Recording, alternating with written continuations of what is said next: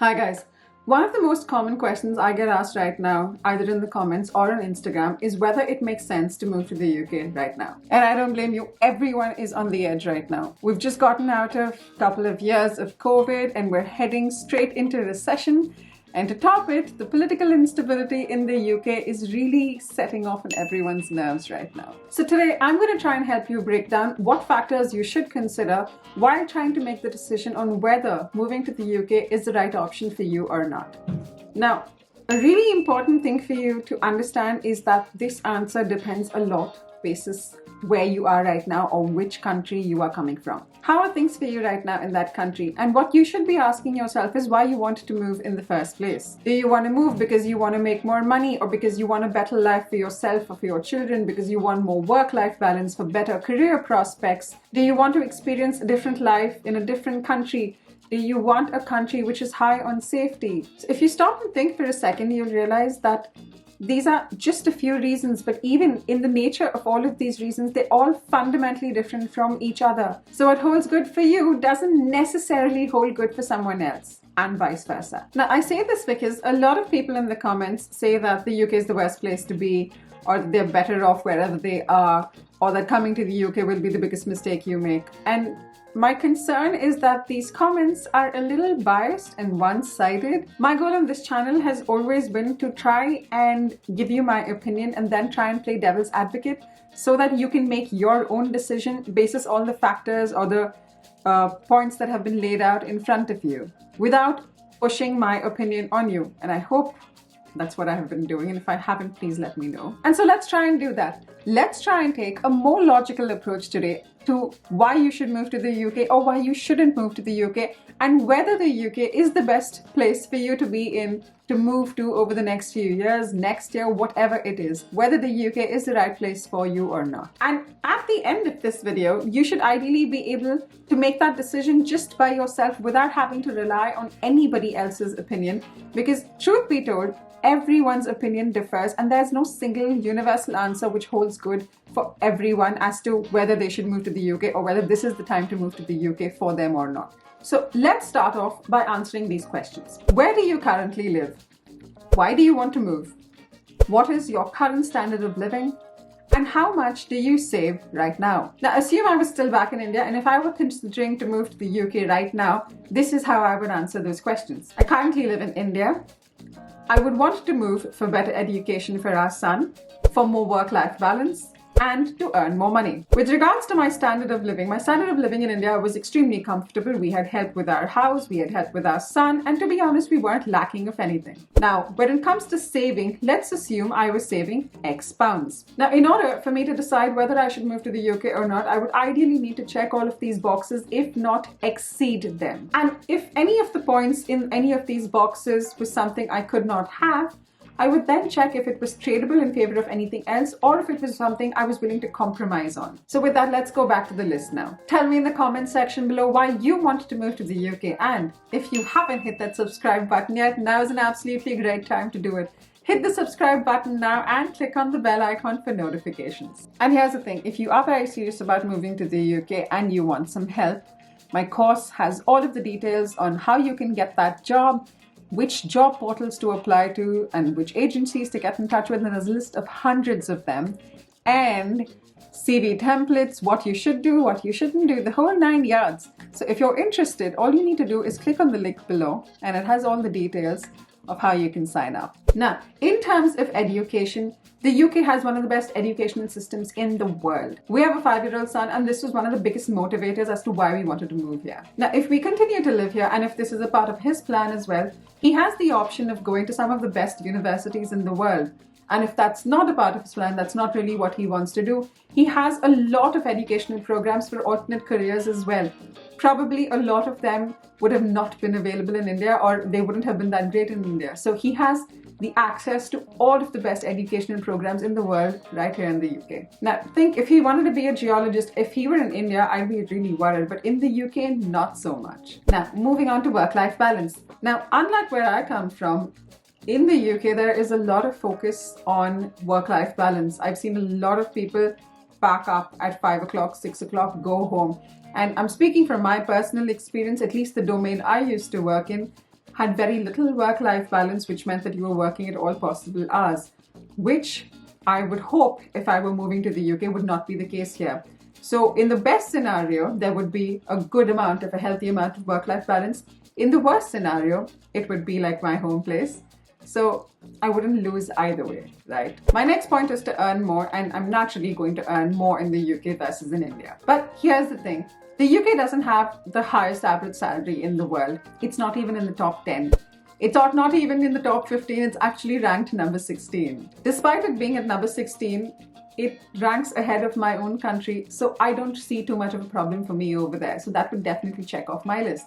But if you come from a lot of other European countries, you'd probably see your own country's name ahead of this.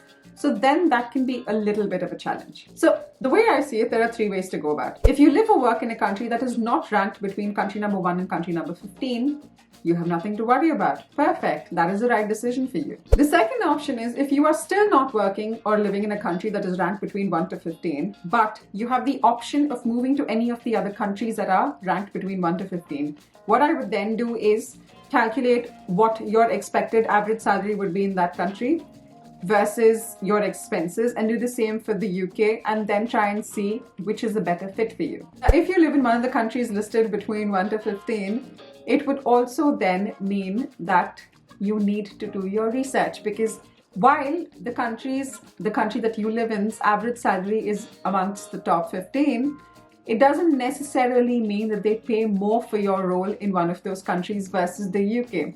So just like the previous point, again in this case, you would need to check what the average pay is for your specific role versus that in the UK and compare your expenses and then compare your savings, right? And then there's the entire cost of living that you need to factor in. But we'll get to that in a sec. Let's move to the next point, which is the standard of living. If I were planning on moving to the UK, I would know for a fact that labor is more expensive in the UK. And so I wouldn't be able to hire a cook or a cleaner or a nanny to help out in the house, which is something I'm used to in India. So then this is something I'd have to stop and think about, whether it is worth the sacrifice that I'd have to make, whether I can compensate for it in some other way, whether I can offset it against something else, because right now I'm not able to check off this box. Now let's pause here for a little second.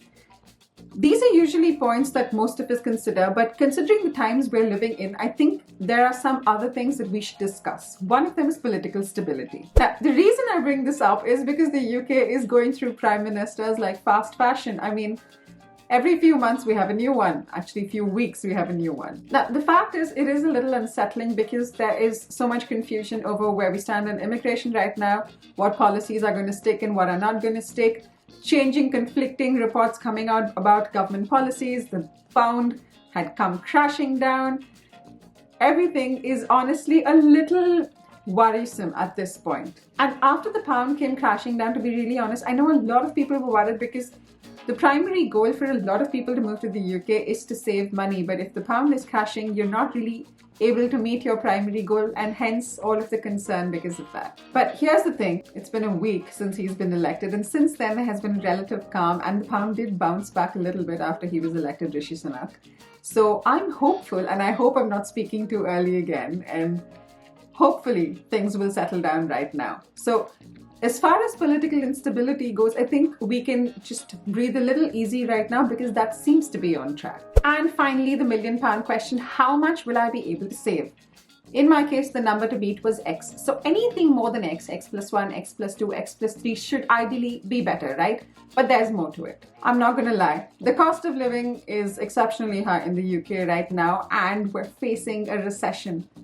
But here's the thing. If the reports are right, the recession is going to be everywhere, and no matter where you are, you're probably not going to be able to escape it. Now, to add to it, the taxes in the UK are high. As we speak, some of the largest companies in the world are laying off staff from across every country. So while there is a lot of turmoil in the UK, please understand that if it's in the UK and it's happening in the US, it is probably going to impact whichever country you are in right now. A lot of us work for global companies, and these companies can fire people from anywhere in the world. And a lot of people who don't work for global companies still do a lot of business with companies across the world. So it's definitely going to impact everyone. It's not just the UK that's going to be impacted. So here's the thing. If I were moving to the UK, I would want to know how much I can save in advance. I don't want to wait to go to the UK. I would do that calculation while I was still in my home country, right? This is how I do it. I'd spend a lot of time trying to figure out what my expenses were going to be versus what my income would be after tax. How would I do that? Well, I'd start off by checking the average salary for the role that I was interested in, and you can easily find this information on Glassdoor. And if you want to go a little beyond that, you can look at similar job openings on LinkedIn, on Indeed, and see the kind of salaries that they're offering. After that, what you'd need to do is try and understand how much you're going to have in hand every month after income tax has been deducted. There are lots of tools online which will tell you exactly how much money you're going to make every month after tax. That's the number you need to know. The next thing I do is calculate how much I'm actually going to spend per month. We actually did this manually. Before we moved to the UK, we sat and calculated how much milk and bread and rent would cost. We made detailed sheets of all of that.